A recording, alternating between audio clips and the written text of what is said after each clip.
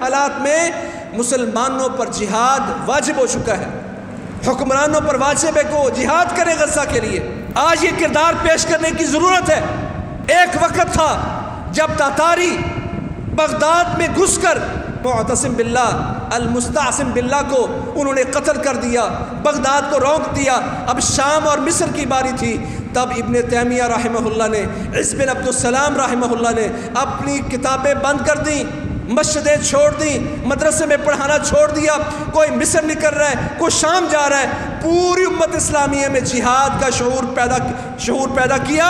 اسی لیے ابن تیمیہ رحمہ اللہ کو صاحب السیف والقلم کہا جاتا ہے کہ وہ صرف مولوی نہیں تھے، وہ صرف مفتی نہیں تھے، وہ صرف علامہ نہیں تھے، وہ صرف امام نہیں تھے، ان کے ہاتھ میں تلوار بھی تھی، ہاتھ میں قلم بھی تھا۔ قلم سے مسلمانوں میں شعور پیدا کیا، پھر جا کے خود حکمرانوں، شام کے حکمران کو جا کے ملے، مصر کے حکمران کو جا کے ملے، امت میں شعور پیدا کیا، اپنے اسباق کو بند کر کے مسجد سے نکل کر لوگوں میں گیا اور بتایا ان حالات میں مسلمانوں پر جہاد فرض عین ہو چکا ہے۔ فضیلت الشیخ مفتی عبداللطیف، اسلامک اسکالر۔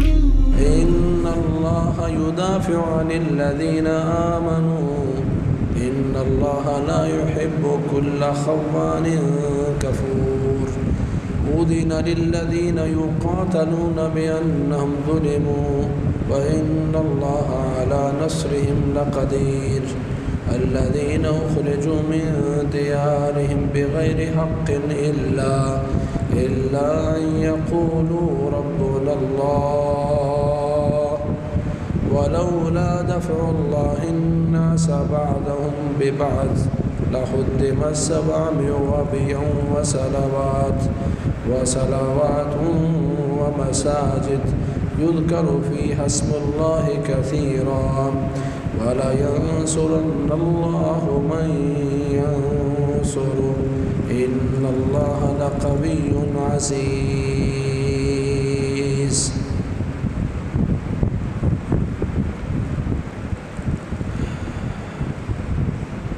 یقیناً اللہ تعالیٰ دفاع کرتا ہے ان لوگوں کا جو ایمان والے ہیں۔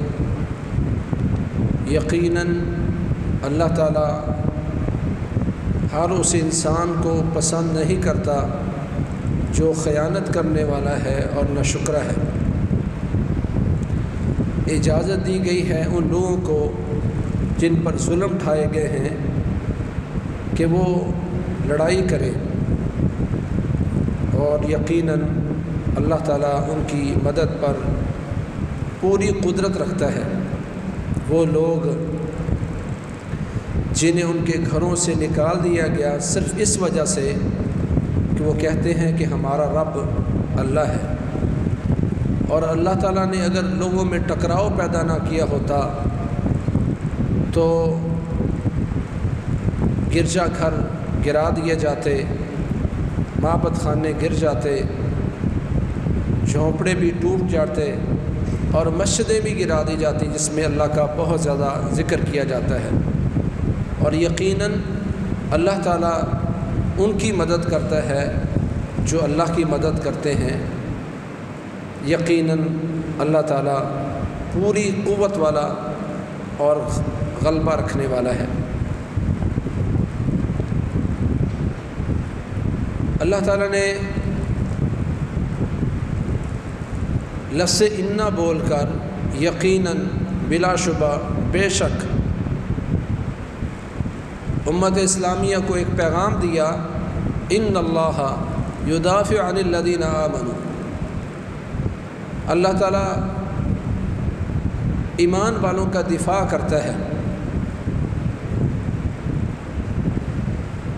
اگر آپ دفاع چھوڑ دیں گے تو اللہ کے لشکر ہیں، اللہ ان سے مدد لے گا یا اللہ ان کو آزمائے گا۔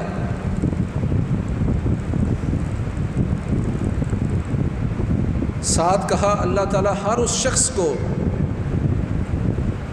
جو خیانت کرنے والا ہے، جو اللہ کی طرف سے اس کی ڈیوٹی تھی اس میں خیانت کرنے والا ہے، چاہے وہ مسلمانوں کا حکمران ہو یا حکمرانوں کی عوام، جو بھی خیانت کرنے والا ہے اللہ اس سے قطعاً محبت نہیں کرتے، اللہ اسے پسند نہیں کرتے۔ اور ساتھ کہہ دیا کفور کہ جو ناشکری کرنے والے ہیں، اپنے گھروں میں رہ کر بچوں کے ساتھ ہنستے کھیلتے ہیں، ان کے ساتھ عیدیں مناتے ہیں، ان کی شاپنگ کرتے ہیں، ان کے ناز نخرے پورے کرتے ہیں، لیکن وہ ناشکری کرتے ہیں۔ وہ لوگ جو اللہ کے راستے میں آزمائے جاتے ہیں، جن کو ان کے گھروں سے نکالا جاتا ہے، ان کو دیکھ کر بھی یہ اللہ کا شکر ادا نہیں کرتے، اور خیانت کو چھوڑ کر، ناشکری کو چھوڑ کر، دیانت دار بن کر اللہ تعالیٰ کا شکر ادا کرتے ہیں، اور اپنے مسلم معاشرے کے لوگوں کی مدد کے لیے کھڑے ہوتے ہیں۔ اگلی آیت میں اللہ فرماتے ہیں اُذِنَ لِلَّذِينَ يُقَاتَلُونَ بِأَنَّهُمْ ظُلِمُوا۔ دنیا سمجھتی ہے کہ اسرائیل کو یہ حق ہے کہ مسلمانوں کو کچلیں، غزہ کو برباد کر دیں، بچوں کو یتیم کر دیں۔ وہ سمجھتے ہیں کافروں کا حق ہے، پر میرا رب کہتا اُذِنَ لِلَّذِينَ يُقَاتَلُونَ بِأَنَّهُمْ ظُلِمُوا، جن پر ظلم ڈھائے گئے ہیں، جن کی بستیاں اجاڑ دی گئی ہیں، محل ان کے ہاسپٹل، تعلیمی ادارے برباد کر دیے گئے، ان پر ظلم ڈھائے گئے ہیں، دنیا ان پر پابندیاں لگانے کی بات کرتا ہے۔ اللہ کہتے ہیں اُذِنَ لِلَّذِينَ يُقَاتَلُونَ بِأَنَّهُمْ ظُلِمُوا۔ آسمان والا رب کہتا ہے طاقت ان کے پاس ہے یا کم ہے، انہیں اجازت ہے کہ یہ لڑیں، اپنا دفاع کریں۔ آج لوگ بات کرتے ہیں غزہ کے لوگ کیا کر لیں گے، وہ مٹھی بھر لوگ اسرائیل کا مقابلہ کیسے کریں گے؟ اللہ نے ساتھ کہا وَإِنَّ اللَّهَ لَقَوِيٌّ عَزِيزٌ وَإِنَّ اللَّهَ عَلَىٰ نَصْرِهِمْ لَقَدِيرٌ۔ دو آیتوں میں اللہ نے دو باتیں کی ہیں، وَإِنَّ اللَّهَ عَلَىٰ نَصْرِهِمْ لَقَدِيرٌ۔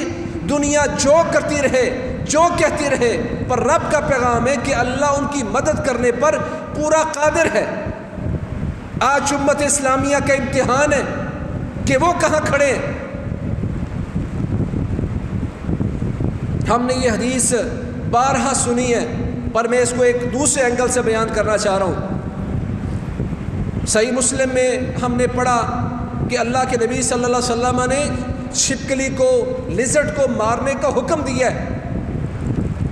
اور یہ ایک مسئلہ سمجھ لینا چاہیے، ہمارے گھروں میں چھپکلیاں ہوتی ہیں، ہم ایسے دیکھتے رہتے ہیں۔ اسلام نے ان کو قتل کرنے کا حکم دیا ہے، اور آپ طاقت رکھنے کے باوجود اگر ان کو قتل نہیں کرتے تو یہ پیارے پیغمبر کے حکم کے آپ نافرمان ہیں۔ حضرت صاحبہ وہ حضرت عائشہ رضی اللہ عنہ کے گھر آئیں، سنن نسائی ابن ماجہ کی روایت ہے، دیکھا کہ ان کے گھر میں ایک نیزہ لٹکا ہوا ہے۔ صاحبہ پوچھتی ہے اماں جان، اے حضرت عائشہ یہ آپ نے نیزہ کیوں لٹکایا ہوا ہے؟ کیا فرماتی ہیں کہ میں نے نیزہ اس لیے لٹکایا ہے کہ میں اس نیزے کے ساتھ چھپکلیوں کو مارتی ہوں۔ پھر کہتی میں نے پیارے پیغمبر محمد کریم صلی اللہ علیہ وسلم سنا کہ آپ نے ہمیں خبر دی ان ابراہیم لما القی فی النار لم تکن فی الارض دابۃ الا اطفأت النار غیر الوزغ فانها تنفخ علیہ فامر رسول اللہ صلی اللہ علیہ وسلم بقتلہ۔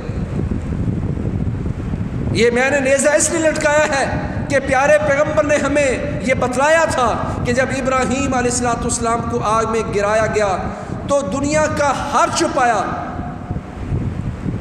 کچھ ہم نے سنا کہ وہ کوئی پرندہ تھا، پانی چونچ میں لے کے آتا تھا، یہ بات بھی اپنی حد تک ٹھیک ہوگی، لیکن اس روایت میں اللہ کے نبی فرماتے لم تکن فی الارض دابۃ الا اطفأت النار۔ جتنے بھی دنیا میں چوپائے تھے، پرندے تھے، کیڑے مکوڑے تھے، سبھی نے اس آگ کو بجھانے کی کوشش کی۔ وہ بجھا رہے تھے، پھونکے مار رہے تھے کہ بجھ جائے، کوئی پانی ڈال رہے تھے کہ بجھ جائے، کچھ بجھانے کے لیے سارا کچھ کر رہے تھے۔ غیر الوزغ سوائے اس چھپکلی کے فإنها تنفخ فی النار کہ زمین میں اس لیے پھونکے مار رہی تھی کہ آگ بڑھ جائے۔ تو اللہ کے نبی نے تب سے ہمیں حکم دے دیا کہ ہم نے اس چھپکلی کو قتل کرنا ہے۔ یہاں سوال ہے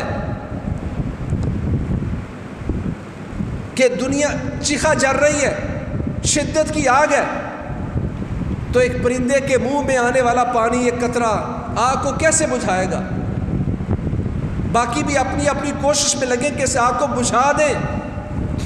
آج تو فائر بریگیڈیئر اللہ نہ کرے کہیں آگ لگی ہو، اس کو بجھانے آتے ہیں، اتنے زور کا پانی ہوتا ہے، کیمیکل ہوتا ہے، آگ نہیں بجھتی۔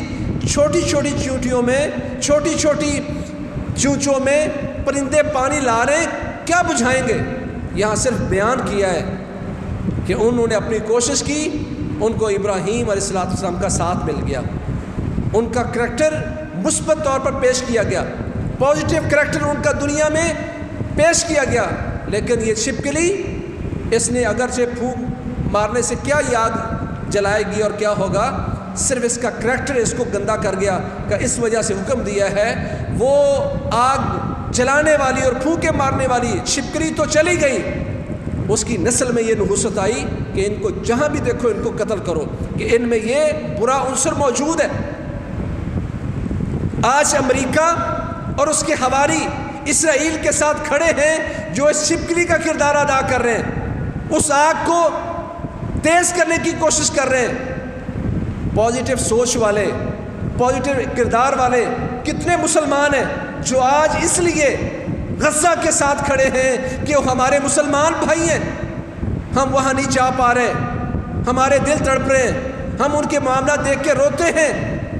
معصوم بچے جو گھاس کھاتے نظر آتے ہیں، وہ معصوم سا بچہ جو اپنے بھائی یا بہن کا گوشت پکڑ پکڑ کے جو ٹکڑے ٹکڑے ہو چکا ہے شہادت کے بعد، وہ گوشت اٹھا اٹھا کے کپڑے میں رکھ رہا ہے۔ یہ منظر دیکھ کے مسلمان کا رویہ کیا ہے؟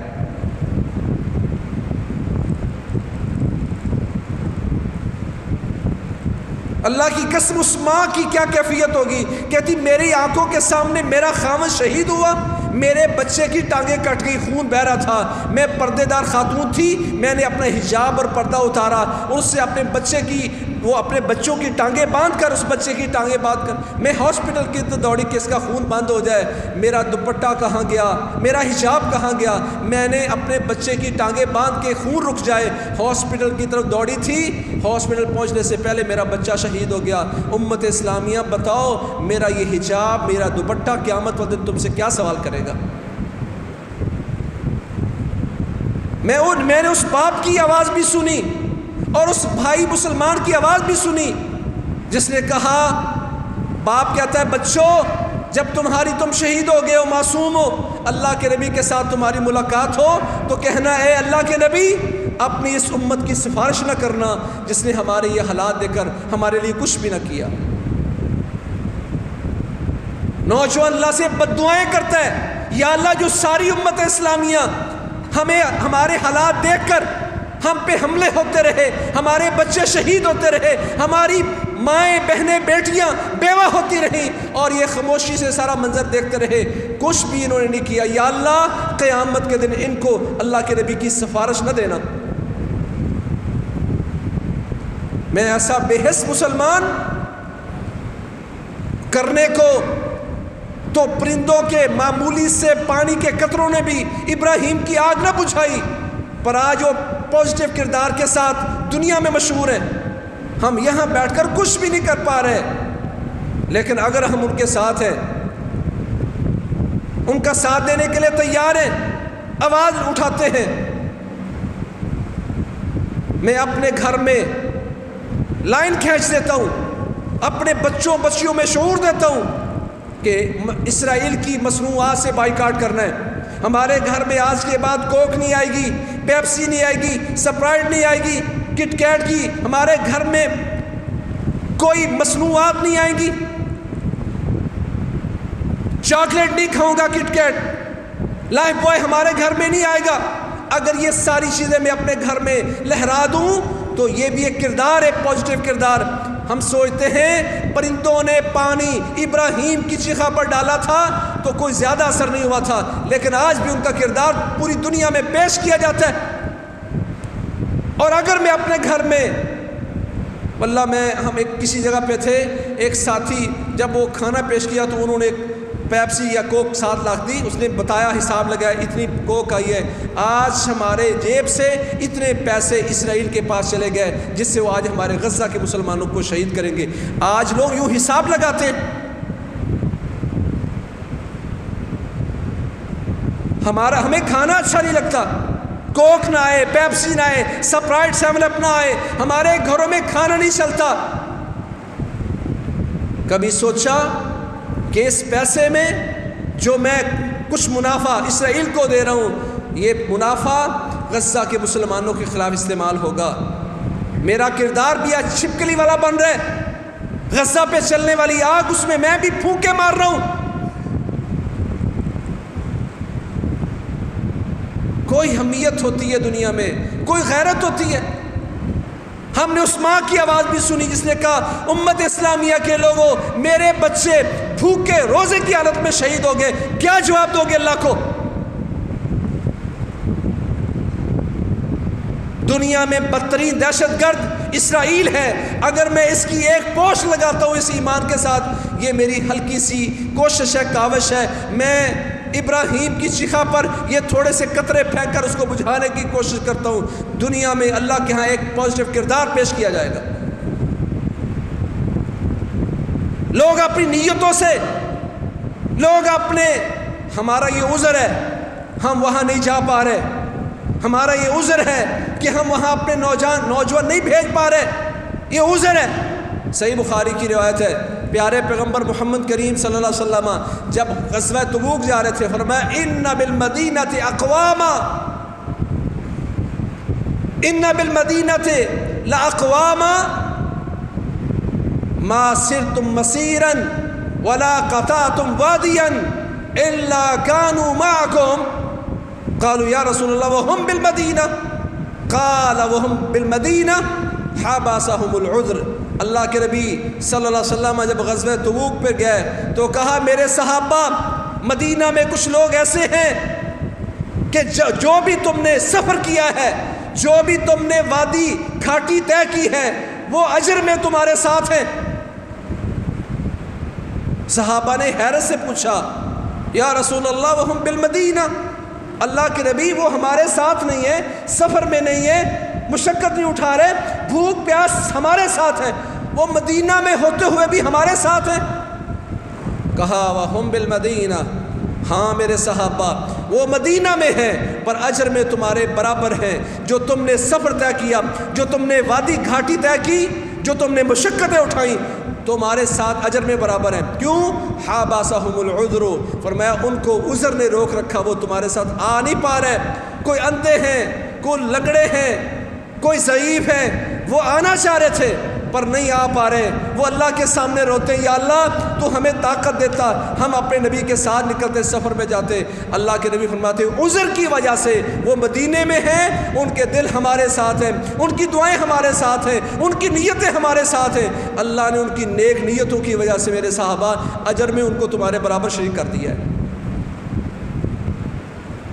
آج کیا اہل غزہ کے ساتھ ان کی ساری مشکلات میں اجر کا برابر مستحق نہیں ہو سکتا ہوں کہ میرا عذر ہے میں وہاں نہیں جا پا رہا، میرا عذر ہے میں چاہتا ہوں ان کے ساتھ جب ان کی مدد کروں، ان کے معصوم بچوں کو سنبھالا دوں، اپنی ماں بہنوں بیٹیوں کی عزت کی حفاظت کروں، نوجوانوں کے کندھوں کے ساتھ کندھا ملا کے کھڑا ہوں، ان بزرگوں کی دعاؤں میں شامل ہو جاؤں، یہ میں چاہتا ہوں، میرا عذر ہے۔ اگر آپ کی نیت ٹھیک ہے، خالص ہے، تو میرے بھائیوں پھر آپ اہل غزہ کے ساتھ ہیں۔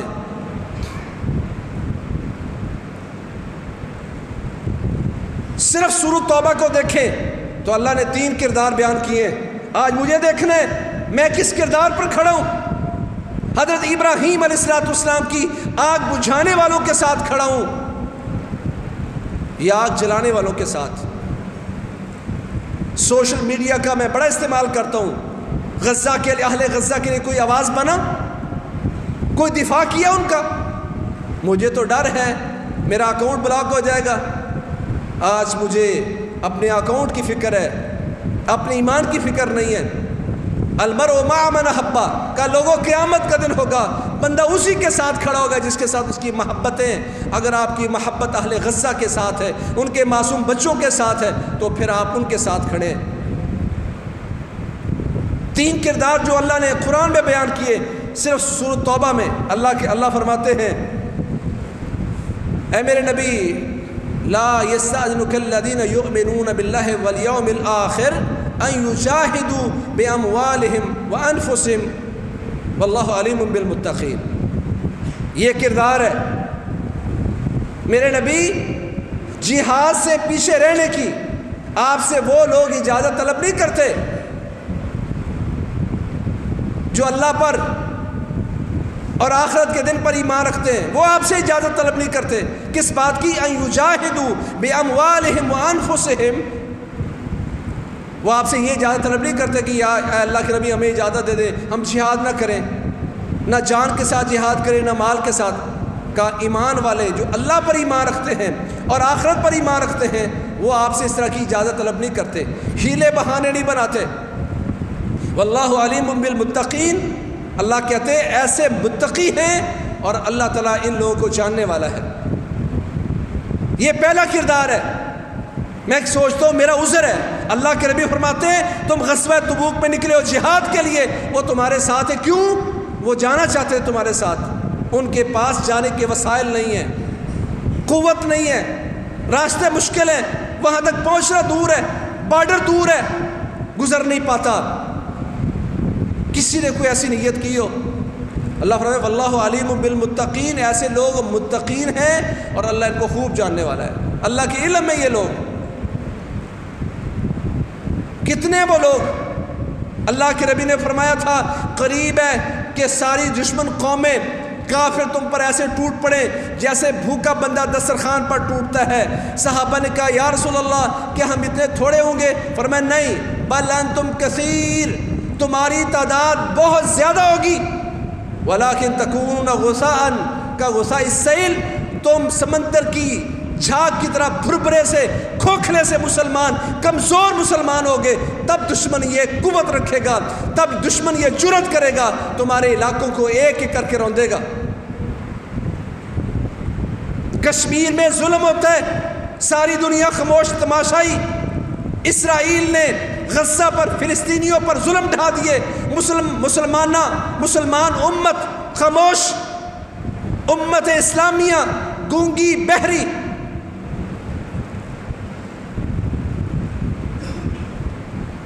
اذا تبايعتم بالعینہ واخذتم باذناب البقر ورضیتم بالزرع وترکتم الجہاد لسلط اللہ علیکم ذلہ، جب تمہیں کاروبار کی پڑ جائے گی، اپنے ملک کی پڑ جائے گی، معیشت کیا بنے گا اس پر تمہیں فکر لگ جائے گی۔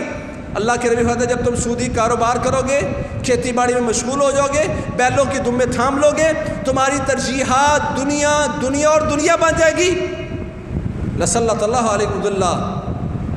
جہاد کو چھوڑ دو گے، جینا مرنا اللہ کے لیے جو بنیادی مقصد تھا، ان صلاتی و نسکی و محیای و مماتی للہ رب العالمین۔ مسلمان تو کہتا ہے یا اللہ میرا زندہ رہنا، میرا مرنا، میری نماز، میری قربانی سب اللہ کے لیے ہے، نہ اس کا جینا اللہ کے لیے نہ مرنا اللہ کے لیے۔ کہا جب تم اسلام کے لیے مرنا جینا چھوڑ دو گے لسلط اللہ علیکم ذلہ، 56-57 ریاستیں ہوں گی، سارے کے سارے مجسمے ہوں گے، آوازیں ان تک جائیں گی، 2 ارب کے قریب مسلمان، کوئی ان کی آواز نہیں بنے گا، اللہ ان پر ایسی ذلتیں مسلط کرے گا۔ ساری دنیا کے مسلمانوں سے بڑے مظاہرے آج یورپ میں ہو رہے ہیں، کافر کر رہے ہیں، اور وہ مسلمانوں کے منہ پہ تھوک کر رہے ہیں، اور حکمرانوں کو وہ اتنا ذلیل کر رہے ہیں کہ شاید ان کی زندگی میں کبھی اتنی ذلت نہ آئی ہو۔ کا ذلتیں مسلط کرے گا اللہ تم پر۔ یہ پہلا گروہ تھا جو اللہ کے لیے نکلنا چاہتا تھا، اسلام کے لیے جینا چاہتا تھا۔ اللہ کے نبی فرماتے ہیں امت پر غم چھا جائیں، پریشانیاں ہوں، فرمایا علیکم بالجہاد فإنہ باب من ابواب الجنہ یذہب اللہ بالہم والغم۔ یہ پیارے پیغمبر کی حدیث ہے، اگر امت کو سمجھ آ جائے کہ لوگوں جب تم پر مسلمانوں پر کافر ٹوٹ پڑے، چڑھ جائے، تو تم اپنا دفاع بھی نہ کر سکو، تو تم پر ذلتیں ہوں گی۔ علیکم بالجہاد، تم اپنے آپ پر جہاد کو لازم کر لینا۔ اپنے آپ پر جہاد کو لازم کر لینا. فَإِنَّهُ بَابٌ مِّنْ أَبْوَابِ الْجَنَّةِ. جب تم ان حالات میں دفاع میں پیش قدمی کرتے ہوئے یا کوئی بھی شکل ہو جہاد کی، جب تم اللہ کے لیے جہاد کرو گے فَإِنَّهُ بَابٌ مِّنْ أَبْوَابِ الْجَنَّةِ، تو یہ اس طرح کا یہ جہاد جنت کے دروازوں میں سے ایک دروازہ ہے. جنت کے 8 دروازے ہیں، ان میں ایک دروازہ باب الجہاد ہے. کا جہاد کو اپنے آپ پر لازم کر لینا کہ یہ جنت کے دروازوں میں سے ایک دروازہ ہے. پھر آگے کیا فرمایا؟ یذھب اللہ بالہم والغم. امت اسلامیہ میں تمہیں ضمانت دیتا ہوں، تم اس حالات میں جہاد کو اپنے آپ پر لازم کر دو گے، اللہ تمہاری فکریں اور تمہارے غم دور کر دے گا. کیا اس حدیث پر مسلمان حکمرانوں کو یقین اور ایمان ہے کہ اللہ کے نبی کہتے ہیں تم اپنے آپ پر جہاد کو لازم کر لو، یہ جنت کے دروازوں میں سے ایک دروازہ ہے. یذھب اللہ بہ الہم والغم، اللہ اس سے تمہارے غم بھی دور کر دے گا، تمہاری فکریں بھی دور فرما دے گا.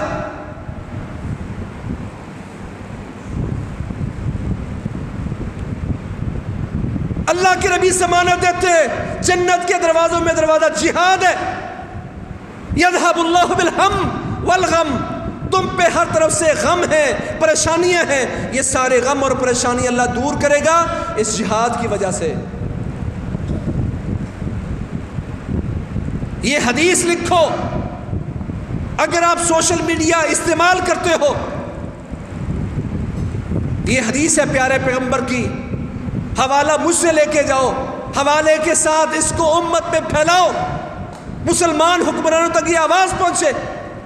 میں اپریشیٹ کرتا ہوں مفتی تقی عثمانی صاحب حافظہ اللہ تعالی، مفتی منیب الرحمن حافظہ اللہ تعالی کو اپریشیٹ کرتا ہوں کہ انہوں نے امت اسلامیہ اور حکمرانوں کو پیغام دیا کہ ان حالات میں مسلمانوں پر جہاد واجب ہو چکا ہے، حکمرانوں پر واجب ہے کہ جہاد کرے غزہ کے لیے. آج یہ کردار پیش کرنے کی ضرورت ہے. ایک وقت تھا جب تاتاری بغداد میں گھس کر المعتصم باللہ المستعصم باللہ کو انہوں نے قتل کر دیا، بغداد کو روک دیا. اب شام اور مصر کی باری تھی. تب ابن تیمیہ رحمہ اللہ نے، عز بن عبد السلام رحمہ اللہ نے اپنی کتابیں بند کر دیں، مسجدیں چھوڑ دیں، مدرسے میں پڑھانا چھوڑ دیا. کوئی مصر نکل رہا ہے، کوئی شام جا رہا ہے. پوری امت اسلامیہ میں جہاد کا شعور پیدا کیا. اسی لیے ابن تیمیہ رحمہ اللہ کو صاحب السیف والقلم کہا جاتا ہے کہ وہ صرف مولوی نہیں تھے، وہ صرف مفتی نہیں تھے، وہ صرف علامہ نہیں تھے، وہ صرف امام نہیں تھے. ان کے ہاتھ میں تلوار بھی تھی، ہاتھ میں قلم بھی تھا. قلم سے مسلمانوں میں شعور پیدا کیا. پھر جا کے خود حکمرانوں، شام کے حکمران کو جا کے ملے، مصر کے حکمران کو جا کے ملے، امت میں شعور پیدا کیا. اپنے اسباق کو بند کر کے مسجد سے نکل کر لوگوں میں گئے اور بتایا ان حالات میں مسلمانوں پر جہاد فرض عین ہو چکا ہے. انہوں نے الحمدللہ امت کو کھڑا کیا اور تاتاریوں کے اتنے بڑے فتنے سے ساری امت اسلامیہ کو محفوظ کیا. آج ابن تیمیہ کو صاحب السیف والقلم کے نام سے اس لیے یاد کیا جاتا ہے. آج ہم مسرتوں کا شکار ہوئے ہیں. سورۃ توبہ میں پہلا گروہ تھا جو جہاد کرنے نکلا تھا، جہاد کی بات کرتا تھا، اللہ کے نبی سے پیچھے رہنے کی اجازت طلب نہیں کرتا تھا. دوسرا گروہ کون سا تھا؟ اللہ فرماتے ہیں میرے نبی آپ کے پاس کچھ وہ لوگ آتے ہیں جو آپ سے کہتے ہیں اللہ کے نبی ہمیں سواری دے، ہمارے پاس وسائل نہیں ہے، ہم لڑنا چاہتے ہیں.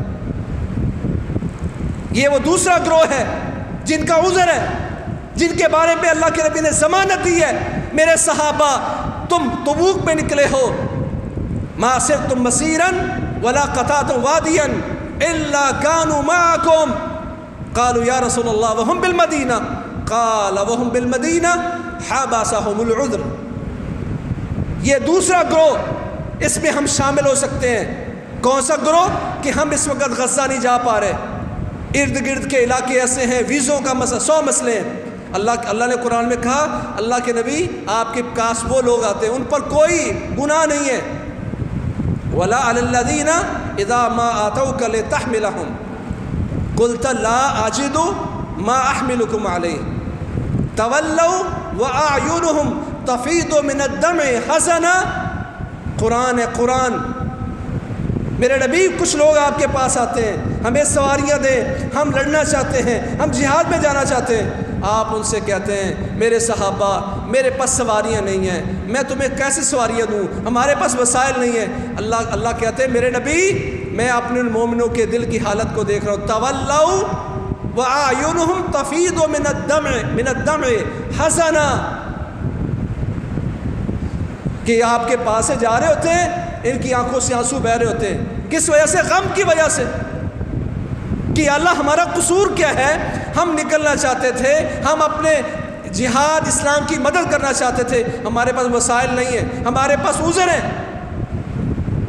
ان کی آنکھوں سے آنسو اس لیے بہ رہے ہیں غم کی وجہ سے, یا اللہ ہم مجاہدین کا ساتھ نہیں دے پا رہے, ہم وہاں نہیں پہنچ پا رہے. یہ کیفیت بھی میری ہے.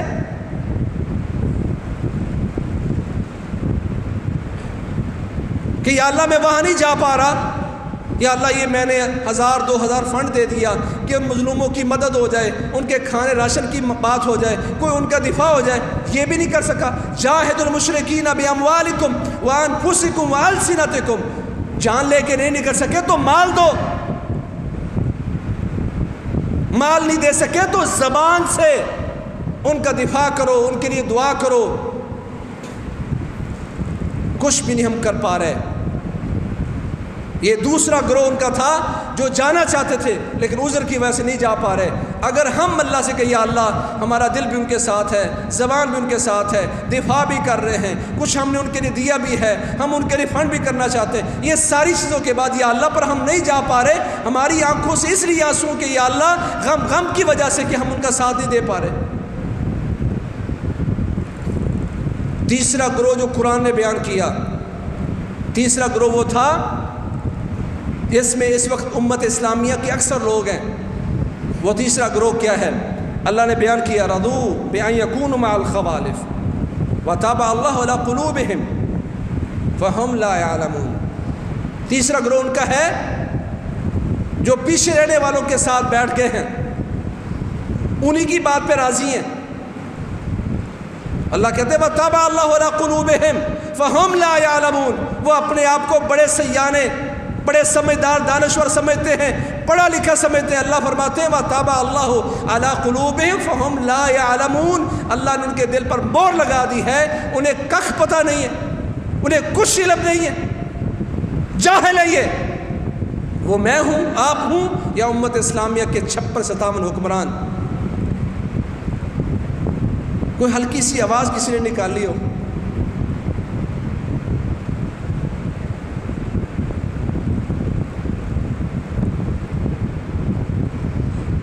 اس کافر کا کیا ایمان ہوگا؟ تو ایمان والا نہیں ہے, وہ اپنے دین پہ کھڑا ہے, وہ اپنے ایمان پہ لڑ رہا ہے. ہم سے بڑے احتجاج آج غزہ کے لیے وہ کر رہے ہیں. بڑی جگہ پہ کھڑے ہوتے ہیں, وہاں غزہ کی بات کرتے ہیں. فوج کی بڑی سربراہ ہے, اسے بات کرنے کا موقع ملتا ہے تو وہ غزہ کے مظلوموں کی بات کرتی. میڈل جیتنے کے بعد, انعام جیتنے کے بعد وہ خاتون کھلاڑی کہتی جو میں نے جیتا یہ سب فلسطین کے لیے, اور ساتھ رونا شروع کر دیتی ہے. آج ہم کہاں کھڑے ہیں؟ ایمان کا لیول چیک کرنے کی ضرورت ہے, کہاں کھڑے ہیں؟ تو بھائی جو ہم کر سکتے ہیں وہ ہمیں کرنا چاہیے. اگر میں یہاں بھی یہ بات بھی عرض کرنا چاہتا ہوں, ہمارے کچھ نوجوان جذباتی ہوتے ہیں, وہ کوئی جا کے KFC کو, میک ڈونلڈ کو توڑ رہا ہے. اسلام اس کی اجازت دیتا ہے, اساس املاک کو, کسی کی املاک کو یوں نقصان پہنچانا جائز نہیں ہے. آپ مہذب طریقے سے, اچھے انداز سے آپ احتجاج ریکارڈ کروائیں. کسی کی املاک کو نقصان پہنچانا اسلام اس کی اجازت نہیں دیتا. پرامن احتجاج کرتے ہوئے اسرائیل کی تمام مصنوعات اور جو اسرائیل کے حامی ہیں ان کی مصنوعات کا انکار کریں.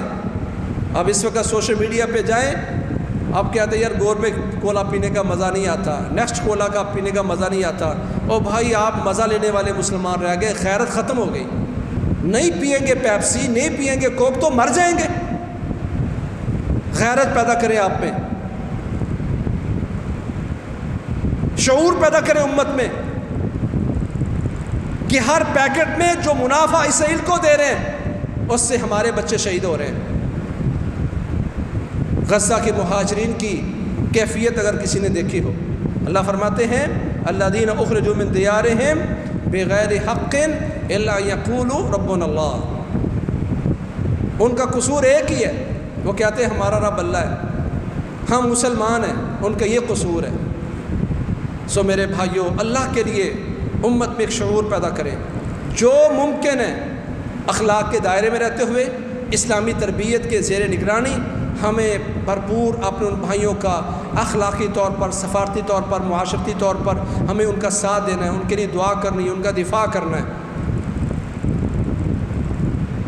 تاکہ ہم بھی ابراہیم علیہ السلام پر جلائی جانے والی آگ میں ان پرندوں کی طرح ہو جائیں جن کی چونچوں سے تھوڑے تھوڑے قطرے پانی کے گرتے تھے، اگرچہ وہ آگ نہ بجھ سکی پر ایک پازیٹیو کردار اللہ تعالیٰ نے ان کا پوری دنیا میں پیش کر دیا۔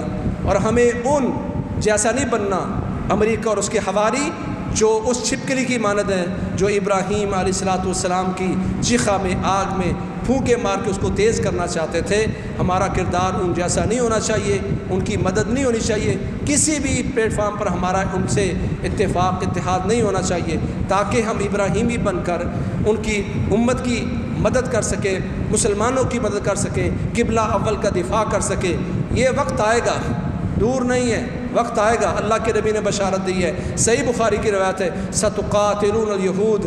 ٹھیک ہے ابھی آپ دبے ہوئے ہیں، امت سوئی ہوئی ہے، لیکن اللہ کے نبی ایک وقت آئے گا تم لڑائی کرو گے، لتقاتلن الیہود، لازمی طور پر تم ان یہودیوں سے لڑائی کرو گے، جنگ کرو گے، ایک ایک کو پکڑ کے مارو گے، حتیٰ کہ حجر و شجر کے پیچھے یہودی چھپے گا، اللہ اس درخت کو بولنے کی اجازت دے گا، اللہ تعالیٰ اس پتھر کو بولنے کی اجازت دے گا، وہ پتھر اور درخت بول کے بتائے گا اللہ کے بندے میرے پیچھے یہودی ہے، اس کو باہر نکال، اس قابل نہیں خبیث کے زندہ رہ سکے، اس کو باہر نکال اور اس کو قتل کر۔ فرمایا ایک درخت ہے غرقد کا درخت، اس کے پیچھے اگر کوئی یہودی چھپے گا تو وہ درخت نہیں بولے گا۔ یہ بھی اللہ نے ایک اس درخت کو ایک خاصیت دے دی کہ جو یہودی اس کے پیچھے چھپے گا وہ تھوڑی دیر کے لیے بچ جائے گا۔ فرمایا یہ غرقد کا درخت فإنها شجرۃ اليہود، یہ یہودیوں کا درخت ہے، اس کی وجہ سے یہودی اپنی جان بچا سکیں گے۔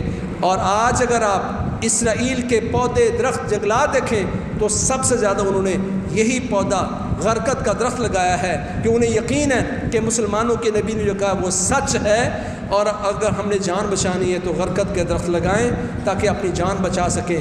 اس یہودی کو اللہ کے نبی کی بات پر یقین ہے، پر ہمیں اپنے اللہ اس کے رسول پر یقین نہیں ہے۔ ان اللہ یدافع عن الذین آمنوا وکان حقا علینا نصر المؤمنین انا لننصر رسلنا والذین آمنوا فأیدنا الذین آمنوا علی عدوهم فاصبحوا ظاہرین ولا ینصرن اللہ من ینصرہ۔ یہ اللہ کے فرامین ہیں۔ وَأَنْتُمُ الْأَعْلَوْنَ إِن كُنتُم مُؤْمِنِينَ، یہ قرآن کی آیات ہیں۔ تم ہی بلند ہوگے اگر تم مومن بن گئے، اللہ مومنوں کا دفاع کرے گا۔ اللہ نے جسے رسولوں کی مدد کی اس طرح ایمان والوں کی اللہ مدد کرے گا، اللہ مومنوں کی مدد کرے گا، وہ اپنے دشمنوں پر غلبے پائیں گے۔ یہ قرآن کی آیات ہیں۔ اللہ کرے یہ قرآن مجید کی آیات ہم سمجھ سکیں، اپنے بچوں کو سمجھا سکیں، امت اسلامیہ عزت کی ان آیات کو اپنے سامنے رکھ کے ان مظلوم مسلمانوں کی مدد کرے۔ یا اللہ ہم سے بڑی کوتاہی ہے، ہمارا بڑا امتحان ہے، یا اللہ اس امتحان میں ہمیں پاس فرما، جو ہمارے ذمے غصہ کرے یا اللہ کرنے کی توفیق دے۔ فاقول قولی ھذا واستغفر لی ولکم سبحانک اللہم وبحمدک۔ خیر کی بات آگے شیئر کیجیے اور اپنے لیے صدقہ جاریہ بنائیے۔